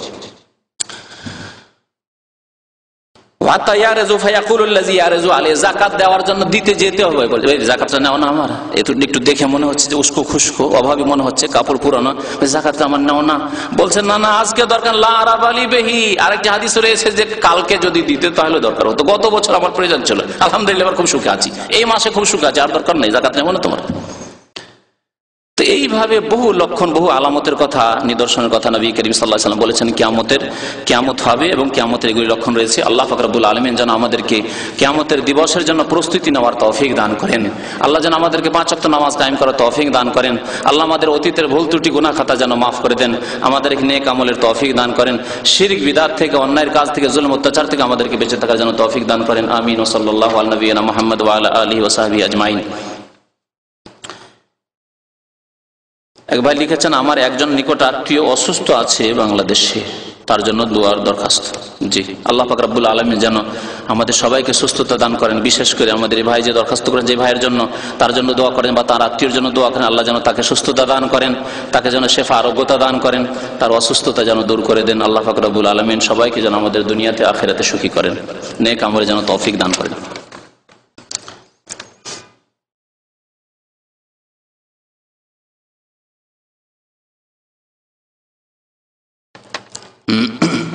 এক ভাই প্রশ্ন করেছেন কয়েকটি, তার মধ্যে প্রথম প্রশ্ন পড়ি। বলছে, একামতের দিনের কাজ করা প্রত্যেক মুসলমানের জন্য ফরজ কিনা? যদি ফরজ হয় তাহলে নামাজ রোজা যেরকম ফরজ সেই রকম ফরজ কিনা? এখন আমি প্রশ্ন করি, নামাজ পড়া একামতের দিন কিনা? বলেন, আপনাদের প্রশ্ন করি, একামতের দিন মানে কি? দিন মানে কি? দিন মানে ইসলাম না? ইন্নাদ-দীনা ইনদাল্লাহিল ইসলাম। তাহলে দিন মানে কি? ইসলাম। আর একামত মানে প্রতিষ্ঠা করা। তাহলে নামাজ কায়েম করা ইসলাম প্রতিষ্ঠা করা কিনা? বলেন, ভালো করে বুঝেন এবং বুঝে উত্তর দেন। হ্যাঁ, নামাজ কায়েম করছে একজন, সে দিন প্রতিষ্ঠা করলো না করলো না? সে একামতের, এই ভাষায়, এই রাজনৈতিক ভাষায় বলি, পলিটিক্যাল ভাষায়, মানে যারা ইসলামের নামে যারা রাজনীতি করছে তাদের ভাষায় বলি, তারা একামতের দিন করলো না করলো না? যারা 5 ওয়াক্ত নামাজ পড়ে। জি, রমজান মাস আসলে মাশাআল্লাহ আপনি সুন্দর করে নিজে রোজা রাখলেন, স্ত্রী রোজা রাখলেন, ছেলে মেয়েদেরকে রোজা রাখালেন, আপনি দিন প্রতিষ্ঠা করলেন না করলেন না? পয়সা হয়েছে জাকাতের, প্রত্যেক বছর মাশাআল্লাহ খুব সুন্দর করে জাকাত দিচ্ছেন, আপনি দিন প্রতিষ্ঠা করলেন না করলেন না? পয়সা হয়েছে, প্রথমবারে গিয়ে আগে ভাগে গিয়ে হজ করে ফরজ আদায় করে দিলেন আপনি, নিজের পরিবারের ইত্যাদি, আপনি দিন কায়েম করলেন না করলেন না? তাহলে কি অপব্যাখ্যা যে একামতের দিন মানে গদি দখল করা, একামতের দিন মানে পার্লামেন্টে পৌঁছা, একামতের দিন মানে পার্লামেন্টের এমপি হওয়া, মিনিস্ট্রি পাওয়া। এই কোন অপব্যাখ্যা? যে অপব্যাখ্যা ইসলামের 1400 বছরের ইতিহাসে কোন মুফাসসির লিখেনি, কোন আইম্মায়ে কেরাম লিখেনি, না ইমাম আবু হানিফা, না শাফি, না মালিক, না আহমদ। শরীয়তের মগজ থেকে একামতের দিন মানে গদি দখল করা, একামতের দিন মানে রাষ্ট্রীয় ক্ষমতা দখল করা। জি, শরীয়তের। তবে ইসলামের সেটা একটা অংশ, আর সেটা নামাজ। আল্লাহ নবী সাল্লাল্লাহু আলাইহি সাল্লাম ইসলামের পিলার 5টি বলেছেন, 6 নম্বর পিলার গদি দখল করা বলেননি। বলেছেন কি? ইমানের পিলার 6টি বলেছেন, যে 6টি জিনিস বিশ্বাস করতে হবে। তার মধ্যে এই নেই যে তোমাদেরকে মন্ত্রিত্ব পেতে হবে, নেতৃত্ব পেতে হবে, গদিতে যেতে হবে। তবে আল্লাহ বলেছেন, আল্লাহ যে তোমাকে এই নিয়ামত দেয়, যেমন মোগলদেরকে দিয়েছিল, হ্যাঁ, যেমন ওমাইয়াদেরকে দিয়েছিল, আব্বাসীদেরকে দিয়েছিল, যেমন খোলাফায়ে রাশিদিনদেরকে আল্লাহ পাক দিয়েছিলেন, তেমনই যদি তোমাকে আল্লাহ পাক রব্বুল নেতৃত্ব দেন, তাহলে আল্লাযীনা ইন মাক্কান্নাহুম ফিল আরদি আকামুস সালাতা ওয়া আতাউয যাকাতা ওয়া আমারু বিল মারুফ ওয়া নাহাউ আনিল মুনকার ওয়ালিল্লাহি আকিবাতুল উমুর। তোমাকে আল্লাহ যদি শক্তিশালী করেন আর তোমাকে খেলাফতে বসিয়ে দেন, সে আলেম হন আর জালিম হন আর যেই কেউ হন, তাহলে আপনি মুসলিম হিসাবে আপনার দায়িত্ব হচ্ছে যে নামাজ কায়েম করবেন, কায়েম করাবেন। আতাউ যাকাত, যাকাত দেবেন, যাকাত দেওয়াবেন, যাকাত লোকের কাছ থেকে গ্রহণ করবেন। ও আমার বিল মার, ভালো কাজ নিজে করবেন, ভালো কাজের আদেশ দেবেন। ও নাহু আনিল মুনকার, আর অন্যায় কাজে বাধা দেবেন। আপনি ভালোকে শক্তিশালী করবেন আর অন্যায়কে নির্মূল করবেন, এই হচ্ছে আপনার কাজ। কিন্তু জবরদস্তি করে গদি দখল করতে হবে, আর এর নাম হচ্ছে অপব্যাখ্যা একামতের দিন, ভুল ব্যাখ্যা ইসলামের। জি, এক যুগে ছিল মওদুদী সাহেব, নাম ধরিয়ে বলি, মওদুদী সাহেব রহমতুল্লাহ আলাইহি, আল্লাহ মাফ করে দেন এবং আল্লাহ জান্নাতবাসী করেন। মওদুদী সাহেব প্রথম হুকুমতে ইলাহিয়া বলেছিলেন, এই টার্মটি ব্যবহার করেছিলেন তার কিতাবে। বহু কিতাব আমি পড়েছি, রাসাইল মাসাইল পড়েছি, তাফহিমাত পড়েছি, তানকিহাত পড়েছি, ইসলামের যে জেহাদের উপরে যে বই লিখেছেন তা পড়েছি, কতক তাজদীদ ও ইহয়া দ্বীন পড়েছি, বহু কিতাব পড়েছি মওদুদীর। কিন্তু মওদুদী পন্থী হয়নি, মানে অন্ধভাবে কারো পন্থী হয়নি। অন্ধভাবে মানে আল্লাহ এবং রসুলের কথা, মনে রাখবেন। আর ওইভাবে আপনাকে বলছে যে অন্ধভাবে কারো কথা না মেনে আল্লাহ এবং রসুলের কথা মানেন। তো আল্লাহ যেন তাকে জান্নাতবাসী করে। অনেক দিনের খেদমত আছে, কিন্তু অনেক ভুলও করেছেন তিনি, আল্লাহ যেন মাফ করে দেন। তো মওদুদী কি বলছিলাম, হুকুমতে ইলাহিয়া, তিনি তার কিতাবে, যে কিতাবগুলি পড়েছি, খুব বেশি ব্যবহার করেছেন হুকুমতে ইলাহিয়া কায়েম করনা, হুকুমতে ইলাহিয়া কায়েম করনা। হুকুমতে ইলাহিয়া মানে আল্লাহর হুকুমত। হুকুমত ইলাহি মানে কি? ইলাহ মানে আল্লাহ, আল্লাহর হুকুমত কায়েম করতে হবে, আল্লাহর হুকুমত কায়েম করতে হবে। তার বিরোধীরা, যেমন তবলিগি ভাইয়েরা তার বিরোধী, দেওবন্দি ভাইয়েরা দেওবন্দ তার বিরোধী, সাহারানপুর হাটহাজারিয়ারা তার বিরোধী, পাকিস্তানে বহু বিরোধী দলেরা রয়েছে, আর পীরপন্থীরা তার বিরোধী। এই বিরোধীরা যখন একবারে ঝড় তুললো যে আরে মওদুদী তো এমন একটা টার্ম নিয়ে আসলো, পরিভাষা নিয়ে আসলো, ইসলামের 1400 বছর আমরা তো কোথাও শুনিনি হুকুমতে ইলাহিয়া, তখন তিনি টার্মটাকে চেঞ্জ করে দিলেন। তিনি তো চেঞ্জ করলেন, তার অনুসারীরা পাকিস্তানে, ভারতে বা বাংলাদেশে যারা ছিলেন তারা তখন চেঞ্জ করে দিয়ে এটাকে হুকুমতে ইলাহিকে কি করলেন, একামতে দিন। কারণ তার জন্য একটু সাহারা পেয়ে গেলেন কোরআনের আয়াতের, আনা আকিমুদ্দিনা ওয়ালা তাতাফাররাকু ফিহি। আল্লাহ বলছেন তোমরা দিন কায়েম করো, বিচ্ছিন্নতা সৃষ্টি করিও না। তো দিন কায়েম করো মানে গদি কোথায় আছে? আয়াতে, আয়াত আছে। দিন কায়েম করো মানে দিন যেইভাবে আল্লাহ নাযিল করেন, যেভাবে রাসূল তাবলীগ করে গেছেন সেইভাবে কায়েম করো। আর রাসূলুল্লাহ সাল্লাল্লাহু আলাইহি ওয়াসাল্লাম একজন মানুষকে কলমা পড়ার পরে বলেছেন গদিতে পৌঁছিতে হবে, আমাদেরকে ক্ষমতা নিতে হবে জাহুল আবু লাহাব থেকে, না বলছে খামসু সালাওয়াত ফিল ইয়াউমি ওয়াল লাইলা। কি বলেছিলেন আগে? 5 ওয়াক্ত নামাজ পড়তে হবে। যদি মুআয বিন জাবালের হাদিস জানা আছে, ইয়ামানে যখন গভর্নর বানিয়ে পাঠিয়েছিলেন, তিনি তো গভর্নর মুআয বিন জাবাল, বুখারী শরীফের হাদিস। যখন মুআয বিন জাবাল বুখারী এতে যাচ্ছেন, ইয়ামান দেশে যাচ্ছেন, তখন নবী কি বলেছিলেন? এমন দেশে যাচ্ছ যেখানে আহলে কিতাব পাবে, তাদেরকে প্রথম ডাকবে কিসের দিকে? লা ইলাহা ইল্লাল্লাহর দিকে। ফাইনহুম আতাউকা লিযালিকা, যদি লা ইলাহা ইল্লাল্লাহ তারা মেনে নেয়, তখন তাদের কাছ থেকে গদি ছিনিয়ে নেবে তুমি। কথা নাকি বললেন? খামসা সলাওয়াতিন ফিল ফাআলিম আন্নাল্লাহ ইফতারাদা আলাইহিম খামসা সলাওয়াতিন ফিল ইয়াউমি ওয়াল লাইলা। 5 ওয়াক্ত নামাজের কথা বলবে। 5 ওয়াক্ত নামাজ যদি মেনে নেয়, তাদেরকে বলবে ইন্নাল্লাহ ইফতারাদা আলাইহিম যাকাতান সাদাকাতান তুখাযু মিন আগনিয়া ফাতুরাদ্দু আলা ফুকারাহিম। তাদের ধনীদের কাছ থেকে যাকাত নিয়ে গরিবদের মাঝে বিতরণ করবে, বলেননি? আর মাজলুমদের দোয়া থেকে বেঁচে থাকবে, ইলা আখিরিহি। আরো বহু হাদিস রয়েছে এই মর্মে। তাহলে বোঝা হলো দিন কায়েম করা মানে পূর্ণাঙ্গ দিন কায়েম করা। আর যেই দিনের যেইটুকু অংশ আপনার ব্যক্তি জীবনের সাথে সম্পর্কিত, ভালো করে আজকে শুনে নেন। আর মগজ থেকে একামতের দিন মানে গদি দখল করা আর পার্লামেন্টে যাওয়া, যারা নেতৃত্ব হচ্ছে তাদেরকে তাড়িয়ে দিয়ে আমরা ঢুকবো, এসব কথাবার্তা বাদ দিয়ে দেন। কথা যেটা শোনার সেটা শোনেন, সেটা হচ্ছে এই যে আপনার ব্যক্তি জীবনের যে সব দিনের কাজ রয়েছে সেই ক্ষেত্রে আপনাকে পালন করতেই হবে। কারণ আপনার এক্ষেত্রে বাধা নেই। নামাজ আপনাকে পড়তে হবে, কেউ বাধা দিতে পারবে? মসজিদে যেতে দেবেন না, আপনি বাড়িতে নামাজ পড়বেন। যদি এইরকমই পরিস্থিতিতে মসজিদে যেতে দেবেন আপনাকে, আল্লাহ আলহামদুলিল্লাহ কোনো কাফের দেশ এরকম হয় নাই। তারপরে যদি হয় ব্যক্তি জীবনের ইবাদত, একামতের দিন নামাজে কায়েম করতে হবে। আর আকিমুদ্দিনা ওয়ালা তাতাফাররাকু, বিচ্ছিন্নতা সৃষ্টি করিও না। না ইমামের পিছনে নামাজ পড়বো না, ইমামের সাথে আমার গৃহদ্বন্দ্ব আছে বা ইমামের সাথে আমাদের পারিবারিক দ্বন্দ্ব আছে, না যাবো না, আমি মসজিদে নামাজ পড়তে যাবো না। ওয়ালা তাতাফাররাকু, বিচ্ছিন্নতা সৃষ্টি করি না। মুসলিম ভাই ভাই হয়ে জামাত করে নামাজ পড়া। জি, রোজা রাখো, যাকাত দাও, হজ করো, জি, পর্দা কায়েম করো, জি, অন্যায় কাজ দূর করো, আর ভালো কাজ সৎ কাজের আদেশ দান করো। জি, এগুলি হচ্ছে একামতের দিন। ব্যক্তি জীবনে যতটা করতে পারবেন সেটা আপনাকে করতে হবে। তারপর কিছু কাজ রয়েছে পারিবারিক জীবনে, সেগুলো পরিবারকে নিয়ে সহযোগিতা তাদের নিতে হবে, স্ত্রী সহযোগিতা নিতে হবে, ছেলে মেয়েদের সহযোগিতা নিতে হবে। পারিবারিক ইসলামে যে পারিবারিক যে কাজগুলি রয়েছে।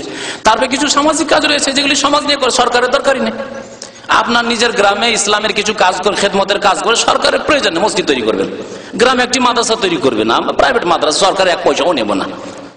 হ্যাঁ, এটা একামতের দিন নয় কি? ইসলামিক মাদ্রাসা প্রতিষ্ঠা করা, দিন ইসলামের তালিমের চর্চা করা, অবশ্যই কোরআন হেফজ করানো, কোরআন হেফজের ব্যবস্থা করা, ইয়াতিমখানার ব্যবস্থা করা, এগুলো হচ্ছে একামতের দিন। তো এগুলির ক্ষেত্রে আমরা নিজেরাই করব। তারপরে যখন আল্লাহ পাক আরো শক্তি দিয়েছেন আর আমরা আলহামদুলিল্লাহ শক্তিশালী হয়েছি, তাহলে তখন আমরা যখন নেতৃত্বে যাব তখন আমাদের ফরজ হবে যে হ্যাঁ, এখন আদালতে এখন কি করতে হবে? ইসলামিক আইনের বাস্তবায়ন করতে হবে। তখন সেখানে দিনের ওই বিধানগুলি কায়েম করে, যেই বিধানগুলি আদালতের সাথে সম্পর্কিত, যেই বিধানগুলি আপনার ফয়সালা কাজার সাথে, ফয়সালার সাথে, বিচারের সাথে সম্পর্কিত, চোরের হাত কাটার সাথে সম্পর্ক, গলা কাটা, খুন করেছে খুনি গলা কাটতে হবে, জি, ডাকাতের শাস্তি দিতে হবে ইত্যাদি, জেনা করেছে তার শাস্তি সংসার করতে হবে। এগুলি কখন নেব? যখন এগুলি ক্ষমতা হবে। আর যখন ক্ষমতা হয়নি, আল্লাহ কিয়ামত পর্যন্ত কোন বাংলাদেশের আলেমকে জিজ্ঞাসা করবে না যে তোমরা চোরের কেন হাত কাটোনি। শুনে রাখুন, তাহলে কি তারা ইকামতের দিন করেননি? এমনকি মওদুদী রহমতুল্লাহ আলাইহি তিনি ইসলামী রাষ্ট্র কায়েম করতে পারেননি, তিনি ক্ষমতা পাননি। ক্ষমতা কার হাতে ছিল? জিন্নার হাতে ছিল, হ্যাঁ, আইয়ুব খাঁর হাতে ছিল, আরো কার কার হাতে ছিল, বুটুর হাতে ছিল, যারা ফাসেক জালেম তাদের হাতে ছিল। সৎ মানুষের হাতে নেতৃত্ব পাকিস্তানের আসেনি, না ৭১ আগে না ৭১ পরে। তাহলে তিনি তো একামতের দিন করতে পারলেন না। যদি একামতের দিনের সেই রাজনৈতিক ব্যাখ্যা নেওয়া হয় তো তিনি তো গতি পাননি। তাহলে মওদুদী সাহেব নিজেও একামতের দিন করতে পারেননি, ইমাম ইবনে তাইমিয়া একামতের দিন করতে পারেন, কারণ তিনি নেতৃত্ব পাননি, তিনি কখনো খলিফা হননি। তাহলে ইমাম আবু হানিফা তিনি খলিফা হয়েছেন নাকি? তো ইমাম আবু হানিফা একামতের দিন করতে পারেননি, ইমাম শাফি, মালিক, আহমদ কেউ একামতের দিন করতে পারেন, কারণ তারা কেউ নেতৃত্বে যাননি। কোথায় যাবেন আপনি?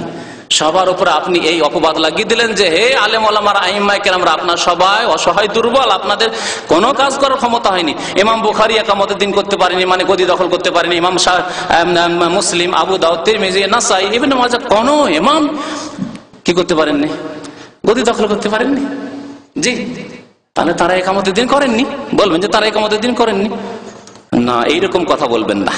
এই ইসলামের অপব্যাখ্যা করা, এই যে রাজনৈতিক কিছু লোকেরা বলে যে আসলে কিছু কিছু লোকেরা রয়েছে যে কোরআন এবং হাদিস ভেঙে তারা রাজনৈতিক ব্যাখ্যা করে। এই রাজনৈতিক ব্যাখ্যা এগুলি ইসলামের, যে একামতের দিন মানে হচ্ছে ওই গদি দখল করা। খবরদার, এই ব্যাখ্যা, যেই ব্যাখ্যা এই 10-20 বছর আগে কেউ জানতো না।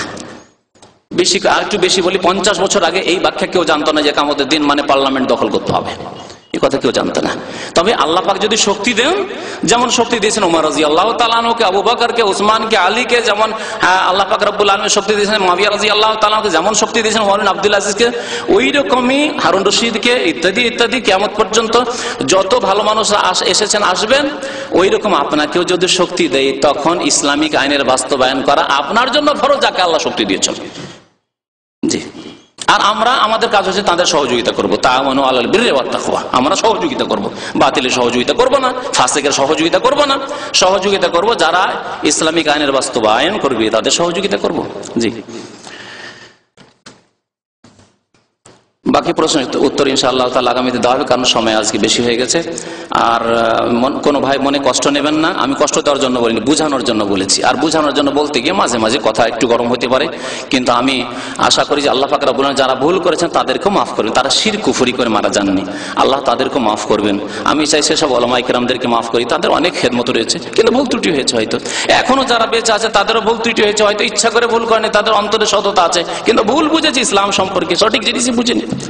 সুরাকে বলছে গণতন্ত্র, সুরাকে বলছে গণতন্ত্র, কোথায় সুরা, কোথায় গণতন্ত্র? যে গণতন্ত্রকে সারা জীবন ধরে মওদুদী হারাম, কুফরি কুফরি কুফরি বলে ফতোয়া দিয়ে গেলেন, অস্বীকার করতে পারবেন কেউ? আসেন, যদি অস্বীকার করতে পারেন তো যে মওদুদী সাহেব ফতোয়া দিয়েছেন যে গণতন্ত্র জায়েজ। জি, এর বেশি আর বলছি না, যথেষ্ট হয়ে গেছে। সাল্লাল্লাহু আলা নবিয়িনা মুহাম্মদ ওয়া আলা আলিহি ওয়া সাহবিহি আজমাইন।